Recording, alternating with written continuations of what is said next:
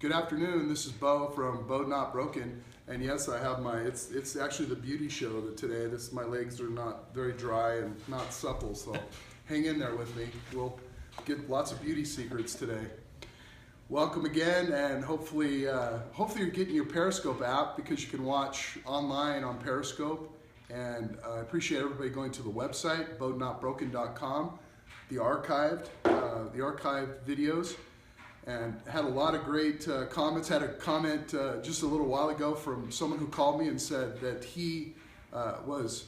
He's not a Facebooker and he doesn't watch stuff like this, but he absolutely loves the show. He's in his 60s and he's loving what's going on. And so I hope you're liking what's going on too. Again, we bring you every day, Monday through Friday, a real look at real people. We give them the opportunity to tell their stories. I just basically sit here and kind of facilitate because we are all BEAU'D and not broken, and I believe we live by faith and courage and endurance, and we help each other through some of the things that go on in life. My guest today, without further ado, is Julie Blaney, and she has been a friend for a little while, but she has very interesting stories, occurrences, accounts in her life, and again, this is to try and help you, maybe inspire those that are out there. And so I usually ask the question, not just tell us about yourself, because that would take forever, but tell us about a couple of significant incidents or occurrences in your life that maybe have shaped you or helped you live by this faith and courage and endurance. Okay. Well, first, let me say thank you. Thanks. It's just great to see you again, Beau. And I've long been a student of adversity. Life is hard, and sometimes it's good to you, and sometimes because of our choices it's hard. Sometimes it's really hard. I agree. It is, and we never know. There's no instruction book. We never know what we're going to get hit with, right? And that's the benefit of what we're trying to do here is we can help each other. Yeah. You know, and I know it's personal. A lot of these things are very personal, so I appreciate any information from any of our guests about their lives, because I know it's personal, but really people are identifying with what we're doing here. Mm-hmm. So thanks for being here. Oh, it's a pleasure. I think the story I'd like to tell sort of tells you a little bit about what's made me strong.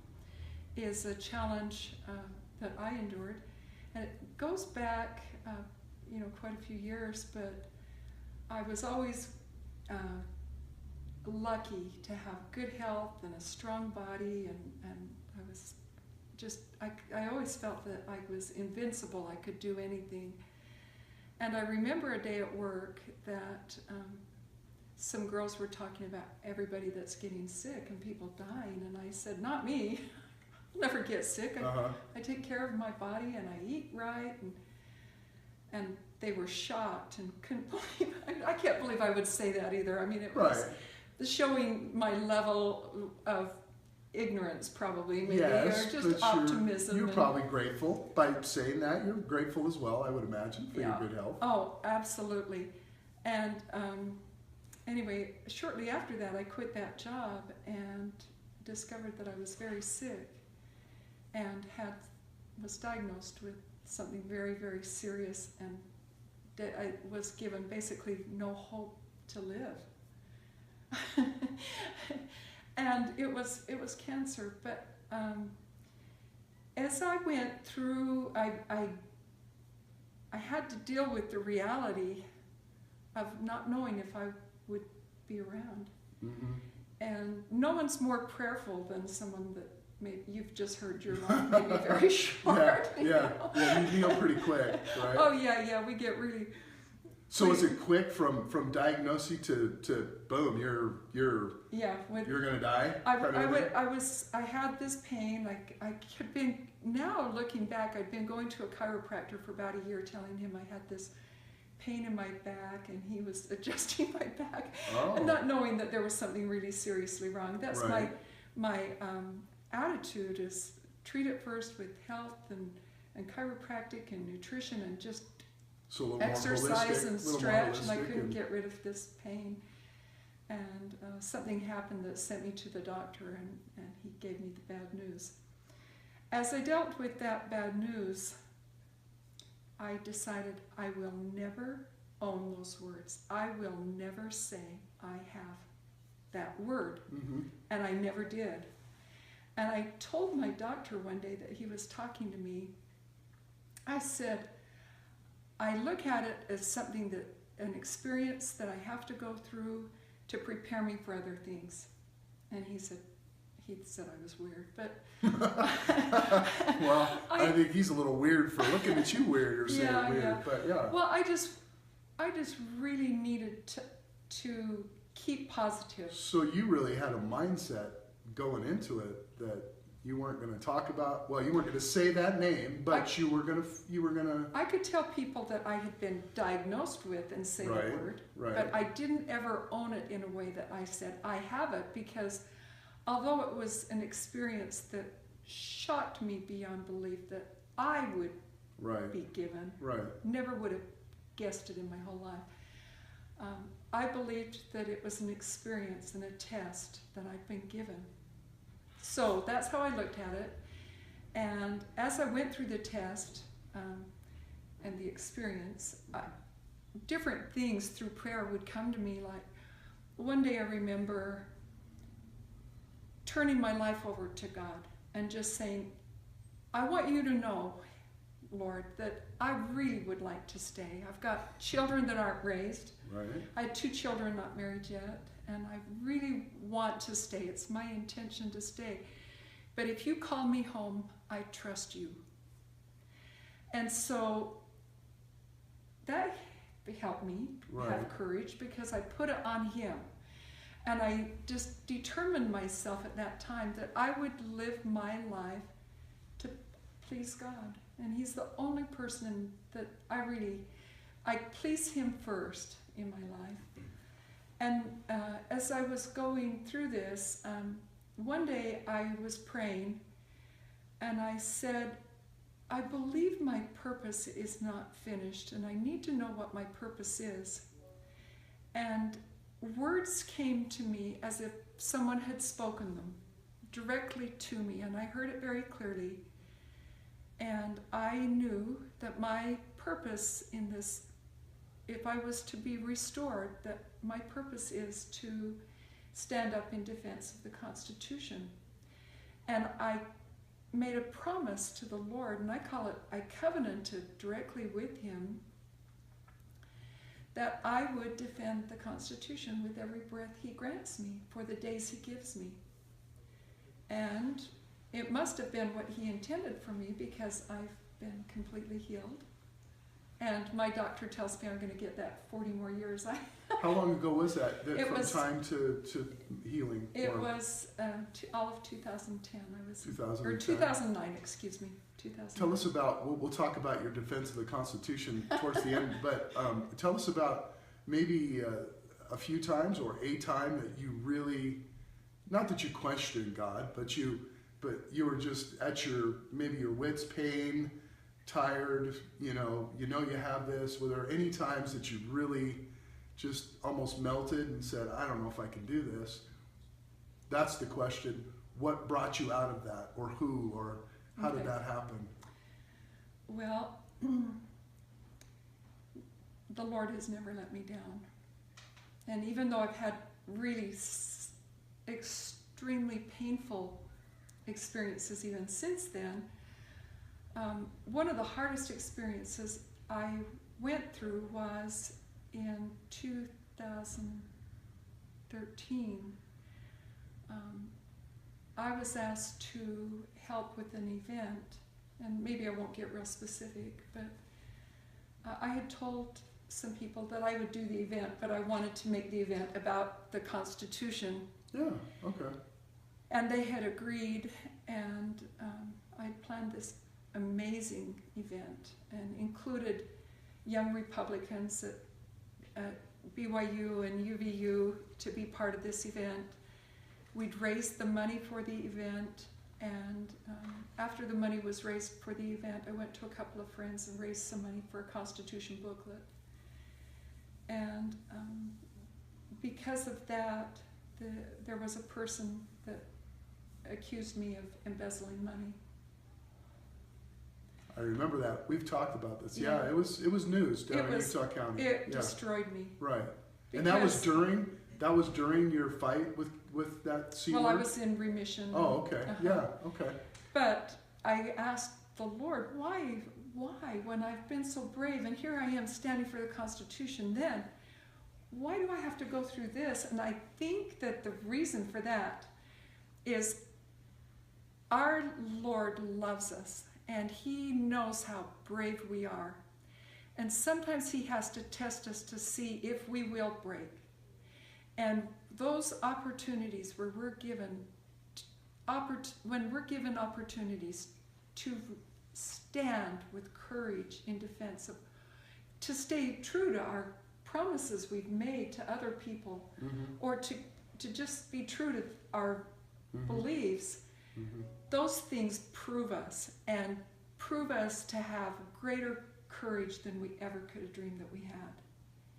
And as this person continued to say that I had embezzled money, it got so bad that I decided to sue him for libel and slander, but I didn't want anyone to say it was about the money, so I sued him for $1. Right, correct. I remember that. Yes. $1 for libel and slander, Right. and I won. And you won, that's right. And then he appealed and got it to another court. And in the end, the judge ruled that although he did libel and slander me, that he was protected by virtue of this position he held in a party.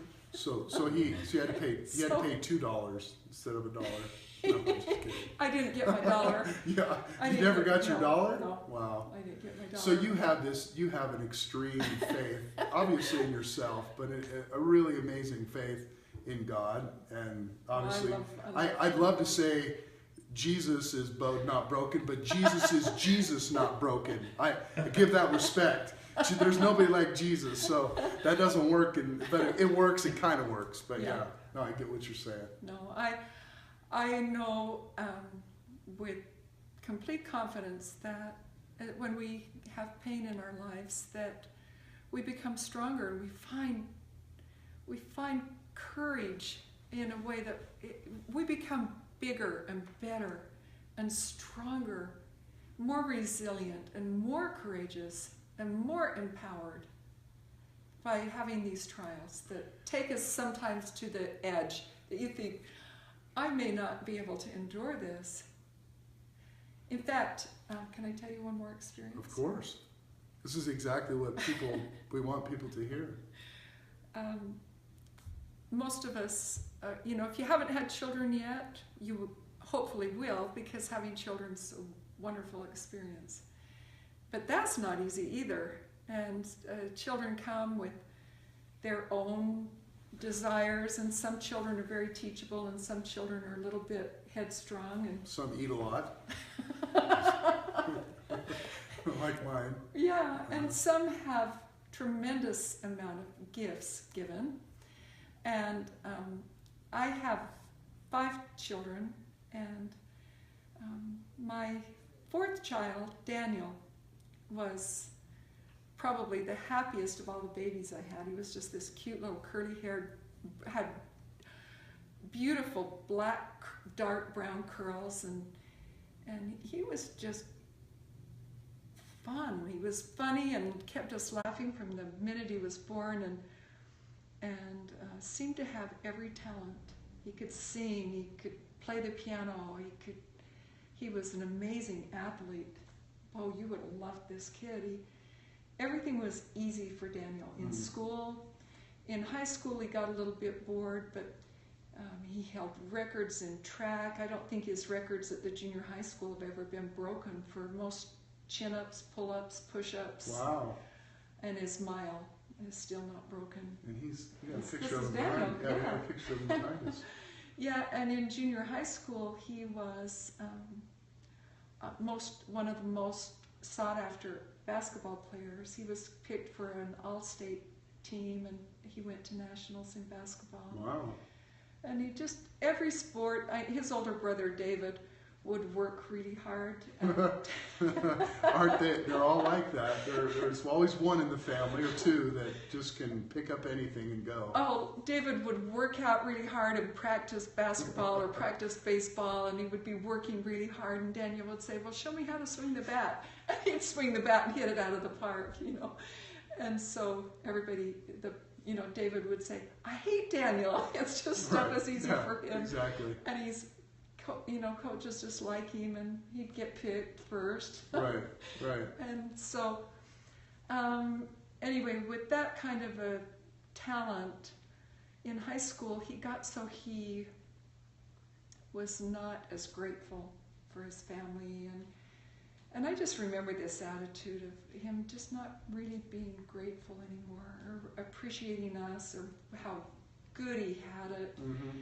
We gave him a lot of opportunities to excel and to train, and private training in some things, because he was so amazing. Mm-hmm. And by high school, the end of high school, he really was not very nice anymore to his family. And although we viewed it as a temporary thing, hopefully he would grow out of it and become more appreciative, he really was not treating us very, very nice. Right. We invited him to get an apartment. It was really that time in his life. What a nice way. We invited him to get an apartment. Yeah, it was so much better to have him finding out for himself what it costs to buy food, what it takes to have a nice place, and how good he had it at home. And that was kind of the motivation. And how old was he then? 20s. By now he's 24, 20. Yeah. And so anyway, he's living on his own, and he's going through some hard stuff, and which was good, because he was having his experience of finding out that life is hard, and that he did have a good family, and that things were just. Anyway, he had spent a lot of years not being grateful, as I said, and not being prayerful too. And I remember him having this transformation and wanting to read scriptures again. And he was living with a guy, you're going to love this, he was living with a guy that was an atheist. And Daniel was kind of having this change of heart. And he was reading scriptures, and his roommate would say, hey, I want to hear about this. I want to hear what you're reading. And then the guy would say, well, that can't be. And he would tell him reasons that couldn't be. And Dan would say to me, it's really annoying to me, Mom, to have to explain things that I'm not sure I understand, because here he is kind of new back to thinking about. Well, he went to the extreme. Right. He's got somebody that doesn't believe in anything. Yeah. Right. Sure. And so he would always have to explain these things to this roommate named Kevin, but he's growing, and he's just really changed. His heart changed, and I remember a day that he said to me, Mom, for the first time in a really long time, I can feel the Lord's love for me. And I thought, yes, I've got my boy back. Mm-hmm. I've got my Daniel back. He's grateful again. He's being kind and thoughtful. And not too long after that, he told me he was really praying a lot. And one night he was on his knees praying. And Kevin said, what are you doing, Daniel? And he said, I'm praying. And Kevin went to bed. And Daniel told me this story. He said, Mom, I really didn't realize I'd been on my knees a long time praying. But I guess about 3 hours had gone by.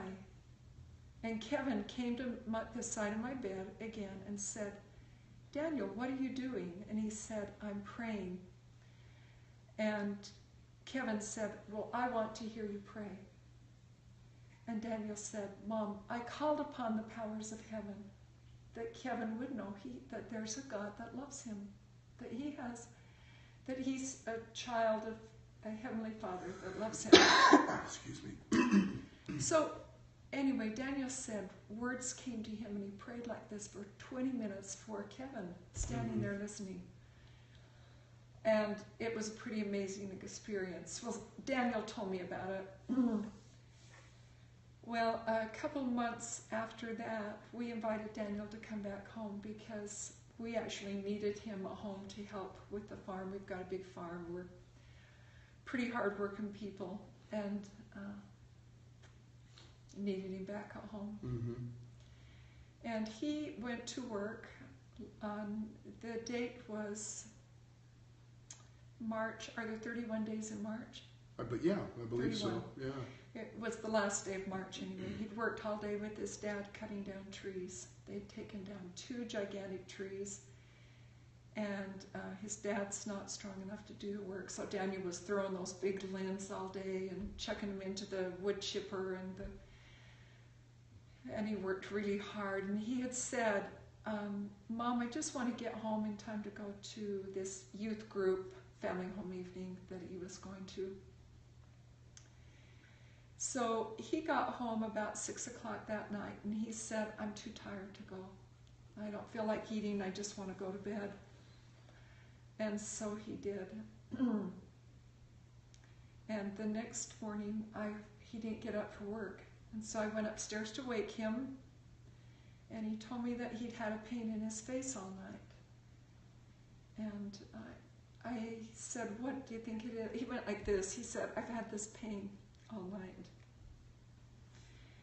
And I said, well, maybe it's that broken tooth. He'd just broken a tooth. I said, maybe you've got an abscess tooth. Let's call the dentist and don't worry about going to work. And I called the dentist and they said, okay, get him here about 6. We're full all day, but we'll see him at the end of the day. And at 4 o'clock, I said, hey, why don't you shower? Let's go a little bit early. And he said, okay. He walked upstairs to get his clothes and sat down at the top of the stairs and died. What? Wow. What happened?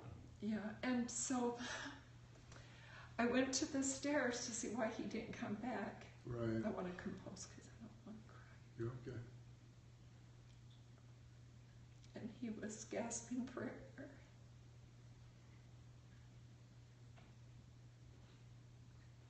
And he's how old at this time? 27. 27. Wow. This is him Right. Right at the time. the year before. Hmm. He was still breathing, but his heart had stopped. Oh. And so I did CPR. Right. He died in And my you arms. did.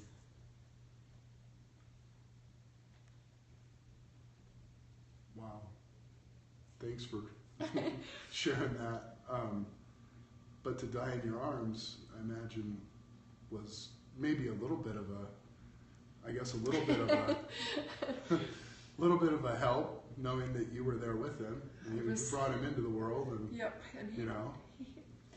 well, they did an autopsy on him and discovered that his heart was too large. He had an enlarged heart heart. Oh, that athletes often have. they do. Very prevalent. Very Yeah. prevalent. It's never diagnosed unless there's an echocardiogram done. Mm-hmm. It's often from extreme physical activity. It's very Yes. closely related to mega marathoners that Yes. they go for a long time and their hearts swell and they scar and things like that. But Yeah. yeah. Daniel was an incredible athlete, and he had been training really hard. He was 6'2", 180, and just powerful. Just 6'2" and 180. What a in shape too. Yeah, That's he was it's not heavy. He amazingly- wasn't no, heavy. No, Wow. he was very strong, and he was lifting weights. A couple really neat things happened as we went through this experience. So, first of all, it Yeah. was How do you go shocking. Up? Well, because here's Daniel on top of the world, Right. powerful, and he's just found the Lord again. You know, he's just this convert to the Lord loves me. You know, Right, he's just told right. me this, and then shortly, a couple of months later, he's plucked out of our lives just Right. in an instant with no warning that this powerful person in your life is that there's nothing wrong with him. Right. So, man, we're just kicked, our butts are kicked. And his brother David is just devastated. But some really neat things happened. And I hope that this is a comfort to other people, that you know, It will be. a lot of us never plan on losing someone, or sometimes you're preparing for someone that maybe you've had time to prepare and you know. Right. So the day the coroner called and gave us the report that Daniel's heart was 450 kilograms, and a man's heart his size should have been 350. Oh. So he said it just, you know, that pain, the night before, that pain in his face was his heart shutting down, like a heart attack. Oh. So when Daniel told me like this, I've had this pain, I wanted to just, he said, Mom, I just wanted to tear my face off, it hurt so bad. Wow. So now knowing, looking back, that was there's nothing that could have been done though. If we'd have gotten him to the hospital, he would have been a candidate for heart transplant. Oh. And I don't think he would have ever wanted to live his life that way. I think so many things he left us are more powerful than that. But so what I wanted to tell you was, when the coroner called, he said you can have someone pick him up to prepare him for burial. And we had been calling and trying to find someone that could help us prepare Daniel to bury him. And we called the man. He took Daniel and embalmed him. And I remember he called me on the phone. I'll never forget his words. He said, I can pick him up and I can have him embalmed by in the morning. And do you know how long you want to wait before you have when did you want to have the funeral?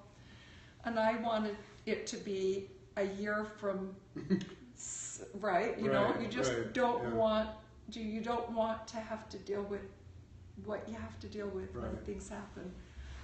And I said, well, 10 days, because I thought that was probably the most that I could push it out. And he said, well, just keep in mind that there's a fee per day that we store him. So it's an extra $50 a day that I store him for you. And those words cut my heart like you just can't believe. And I remember the thought, why would I pay you to store someone that I love with all my heart? And I asked him, I said, can you embalm him and deliver him to my home? And he said, are you sure? And I said, I'm positive. He said, well, yes, we can do that. So he said, I can have him to you by noon tomorrow morning. So this was the most wonderful thing that happened. This was amazing, and I would encourage any of you that bury a loved one to go, to bring them home to your family and to have them in your home. And so what happened was, the next day the hearse pulled up to my double doors on the back of the house, and they kept the men, my men and my family, my husband, my son, and my ecclesiastical leader, carried him in. He was in a zippered bag, in a little pair of underwear, and then they carried in the casket, and we dressed this beautiful man for burial. We trimmed his beard, we trimmed his hair, we dressed him, I kissed him good morning every morning for 10 days. I had him in my living room. Wow. Friends and family gathered in our home, and we visited around Daniel. It was awesome. Wow. Your own little, yeah. And then we did have a public viewing about 9 days out and buried him. But Daniel died on April 1st, April Fool's Day. So it was one of my friends said to me, isn't that just like Daniel to leave on April Fool's Day? So when you're calling people saying, We've lost Daniel. What do you mean we've lost Daniel? We've lost Daniel. He's dead. Stop it. Right. Yeah. No one yeah. would believe us. And Yeah. anyway, Daniel's sense of humor. But so that was just such an awesome experience to have him. And I remember about day 9, I kissed him good morning, and I said, Daniel, you're starting to smell. We're going to have to. Really? Yeah. And Wow. he was starting to get a little bit ripe. Right. And we had to fix his makeup and get him buried the next day. But for every day that he was in our home, I felt him. He was there with us. And I was so comforted. And then the day you actually have to leave them and you put them in the ground, that's the hard day. Mm-hmm. So that was really neat. And I would encourage you, if you ever have to deal, you people out there, if you ever have to deal with losing someone that you love, there's nothing scary about having someone you love, their body and their spirit, in your home, where they lived and where they laughed and where you talked, and it was just wonderful. So you were BEAU'D at the BEAU'D not broken thing. You felt broken how many times? Oh, lots. My whole life is about becoming BEAU'D. Was it just the faith that got faith more than any of it, or it sounds like it? Oh, I have. I trust the Lord. I have faith in Him. You know, how many times in our lives have people let us down, betrayed us, or lied about us, or just life's hard, but the Lord has never let me down. And I also have this feeling that Daniel had fulfilled his purpose. He had had his tests, and he had had these challenges where he was bowed, and he had found his resilience, and he had come back and found his strength again, and his faith again, and he was powerful. Yeah, probably stronger than any other person around. Oh. Yeah. Can I Except tell you for one you. more story? Except for you. No, Oh, I man. think we're okay. Are we all right? Yeah. Oh, I'll just tell you this. I met a lady after I lost Daniel, and she came to my house because I have golden retrievers, and she wanted to see my dogs. And this picture was up, and it was filled with plants. It was like just a few days after we buried Daniel, and she and I became friends. We started walking our dogs, taking our dogs every day to walk along the canal. And every day as we walked, she would tell me, man, this canal is so dangerous. It was spring runoff. Keep in mind, this is April. Mm-hmm. Spring runoff, and it was the Strawberry Highline Canal that goes around South Valley. And it was full, and it was... She would tell me about the undercurrent and how many people have lost their lives, and parts of it are underground. And anyway, I would let my dog off the leash as we'd walk, and she would say to me, aren't you afraid your dog is going to jump in there? If the dog would jump in, dogs die all the time in this canal. And I said, no, dogs have this sense of danger. They're not going to jump in. Yeah, right. Well, my female dog, Annie, is smart enough. She didn't jump in. But one day I took Crazy, his name's Ricochet. If that gives you a clue. Dog. He's Alpha kind male. of a, yeah. Yeah. I had Charlie, and I wasn't really used to Charlie up there on the canal. And this friend screamed, her name's Alice, and she screamed, Julie, I think he's going to jump in. And I said, oh, he won't jump in. And he flew in. He jumped in the canal. He saw a stick floating down this canal. And as soon as he's in, he's paddling as hard as he can, and he can't get out of the center current. And I realize he's going to die. Right. He's going to die. And I told Allison, get rid of your dog, tie her up or something, get rid of your dog and help me. I'm going to run, see if I can get ahead of Charlie, and come and help me. And I ran like mad. And there was a section where the canal kind of bowed away from the path I was on. It went straight, and I was able to get ahead of Charlie. And as I was running, I was looking for shrubs or something that I could hold on to, Right. because I'm considering suicide almost to go in this canal to save this dog I love. Mm-hmm. So I saw this sagebrush, and I gathered up a big handful of it.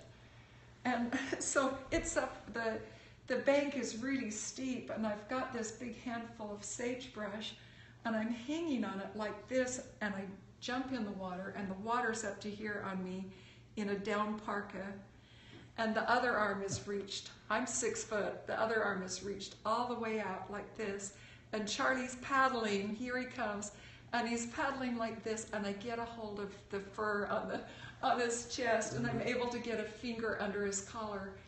As I start to pull him in like this, the current's pulling him, and the branches start to tear. And I hear a couple of them break, and I feel it like this. And of course I'm praying, and Allison, where's Allison? Right. And all of a sudden Allison is there, and I've got Charlie, and I said, Allison, hurry, the branches are breaking. And she said, I'm praying, Julie, I'm praying. And she sat down on the bank, and she said, can you get me Charlie first? And I said, I hope so. And I pulled Charlie over like this, and she reached down between her legs, reached down in the water and grabbed this wet 75-pound dog and just chucks him up on the riverbank up behind her. So, A little adrenaline going, yeah, we had. Yeah. And then she said a prayer. Heavenly Father, I don't know how I'm going to get this big lady out of the canal, because I'm 6 foot tall. I'm a big lady. And she said she just asked for power to get me out of that water. And she reached down in that water and grabbed hold of me and just picked me up. Now, I'm telling you, this was a miracle. Well, when we got up on the side of the river, we embraced each other, and I was just collapsed, because this is icy cold water. And I said, oh no, I hope I've still got car keys in my pocket. And as I reached my hand in my pocket to see if I still had car keys, they were in there, but so was my phone. And I said, oh no, I've probably ruined my phone. And I pulled it out of my pocket, and the screen is lit up. And there's a picture of Daniel open on it. I could show you the picture. It's a picture he took the day before he died, standing on once he had trunked out the trees, taken all the branches off, and taken a stump off. He's 20 feet in the air, standing on this tree. And he's got a t-shirt with the sleeves ripped off, and you can see his beautiful rippling muscles, and he's standing there holding his chainsaw. So definitely not random. This picture of Daniel is open on my phone, and I show it to Allison, and we both start to cry. And she said, Julie, I felt angels help me pull you out. She said, I have no doubt Daniel helped me save your life. And he has been there for me so many times since. He's helped me so many times. So anyway, weird story, huh? Well, weird, but very inspiring. Thank you for sharing everything that you've shared. Thank you. My goodness, I hope people will watch this one over and over again, because I think it's pretty special. And you know, I know time is not an issue, but we do. You know, I really appreciate you coming and sharing everything. Because I think a lot of people out there, you know, losing loved ones, you know, health issues, things like that. You're definitely one of the strongest women that I've ever known. So hopefully somebody, you know, people out there can gather that. Real quickly, are there some things that one thing you're working on you'd like to share with them out there? I know that we can have you back, but is there something real quick that you're working on with your commitment to the Constitution and some of the things that are going on that you'd like to share real quick? Well, I'm so excited about a project that I've had the privilege to work on. I've been working on a book with Lloyd Arlen Brunson, and it's basically a campaign to restore America to the greatness that we haven't seen for over 100 years. And so it's an ebook. It's coming out soon. I'd love to have him come back with me. We'll tell you Sure. all about it. But Sure. basically, it's a plan that any candidate could endorse, and it's a plan that shows us and the candidates, whoever becomes our next president, how to reclaim the powers that we lost in giving our money away. It ends taxation. It ends unconstitutional agencies in the government.